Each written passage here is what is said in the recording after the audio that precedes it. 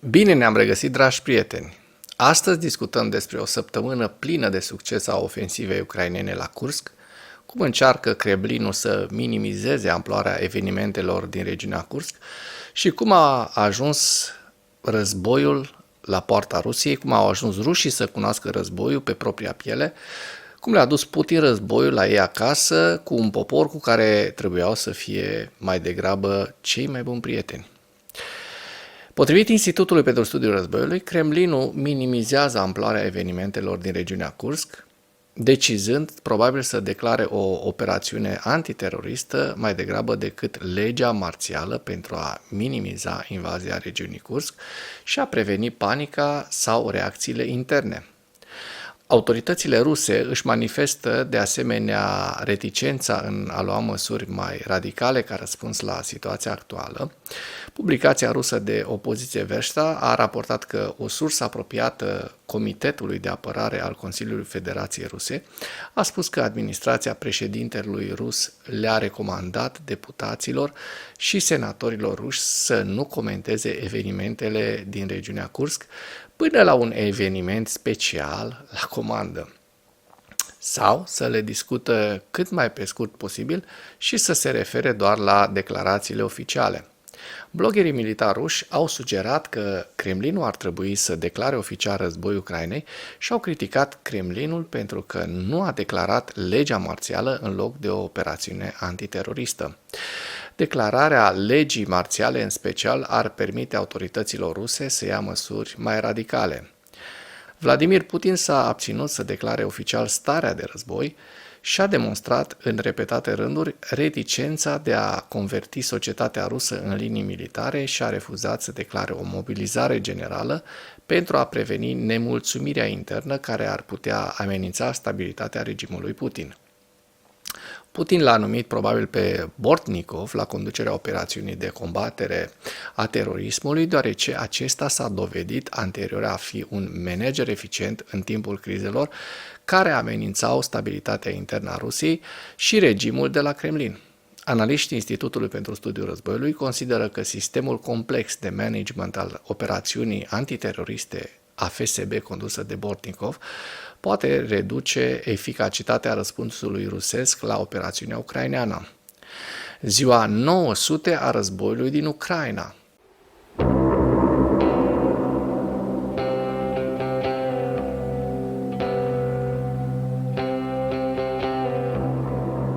Potrivit statului major al Forțelor Armate ale Ucrainei, în dimineața zilei de 11 august 2024, pierderile totale în luptă ale Rusiei de la începutul invaziei neprovocate asupra Ucrainei din 24 februarie 2022 se ridică la 590.920 de militari. În ultimele 24 de ore, Rusia a înregistrat pierderi semnificative pe frontul din Ucraina, între care 1220 de militari, 6 tancuri, 13 vehicule blindate de luptă și încă 58 de sisteme de artilerie. Rușii au mai pierdut încă un elicopter de atac. Dacă până în acest moment ai găsit informații utile în material, contribuie cu un like și cu o distribuire a acestui videoclip pentru a ajunge la cât mai multă lume. Autoritățile ruse au anunțat un atac masiv de noapte asupra regiunilor Kursk, Voronezh și Belgorod. Autoritățile locale ruse au declarat că mai multe regiuni rusești au fost lovite de un atac masiv cu drone și rachete duminică seara. Sursele informației, guvernatorul regiunii Voronezh al Federației Ruse, Oleksandr Gușev, guvernatorul regiunii Kursk, Oleksiy Smirnov, guvernatorul regiunii Belgorod, Vyacheslav Gladkov. Una dintre rachetele doborâte din regiunea Kursk a căzut asupra unei clădiri rezidențiale, au luat foc și mașinile parcate în apropierea clădirii înalte, iar în prezent sunt cunoscute 13 victime, dintre care 2 sunt în stare gravă. Ferestrele de la primul etaj până la etajul 5 au fost sparte, iar serviciile de urgență sunt la fața locului. Potrivit autorităților locale, sistemul de apărare aeriană rusesc a doborât 15 drone în regiunea Voronezh în această noapte. Nu sunt victime. Clădirea administrativă, o clădire comunală și case particulare au fost avariate. În regiunea Belgorod, dronele ucrainene au atacat orașul Shebekino, o clădire mare a luat foc, iar o parte a orașului a rămas fără electricitate. Ministerul Apărării al Federației Ruse a declarat că în timpul nopții apărarea antiaeriană a distrus 14 vehicule aeriene fără pilot și 4 rachete tactice Tochka-U peste teritoriul regiunii Kursk. Alte 16 drone au fost doborâte peste teritoriul regiunii Voronezh și drone peste regiunea Belgorod. Iată ce ispravă a făcut regimul lui Putin, aducând războiul pe teritoriul Rusiei. În ceea ce urmează vă prezint un slide cu evoluția de ieri a celor mai importante fronturi din Ucraina și cu principalele știri din presa ucraineană. Hărțile sunt creația Institutului pentru Studiul Războiului. Pentru mai multe informații, accesați link-urile din comentarii.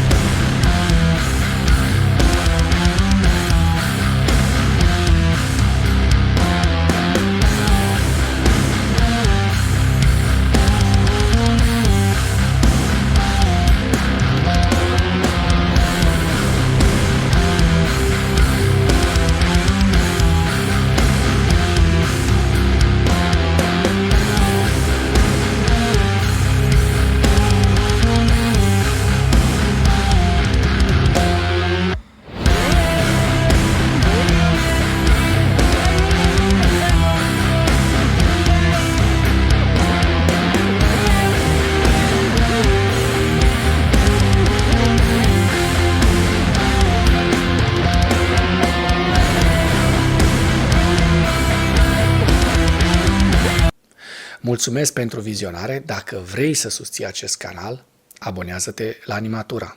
Apreciez mult asta.